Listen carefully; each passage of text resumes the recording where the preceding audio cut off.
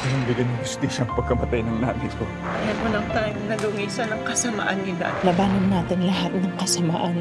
Kailangan natin maghanap ng ibang paraan para mapapagsak si Judge. Papalakasin ang kapangyarihan.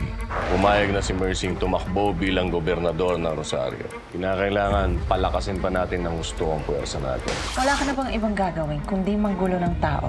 Ngayon pa lang dapat mag-asikaso na tayo ng campaign strategies. I-FYI na lang.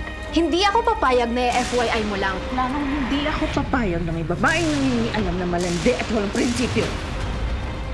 Sigurado na ba yung pagtakbo ni Mercy bilang gobernador? Oo, kaya kailangan natin siyang tulungan. Paghahandaan ang laban. Kailangan natin siguraduhin na mananalo ka. Babalik na rin natin ang sitwasyon laban sa kanya. Pag nanalo na ako, lilinisin natin ang putik. Carlo J. Caparas, lumuhod ka sa lupa.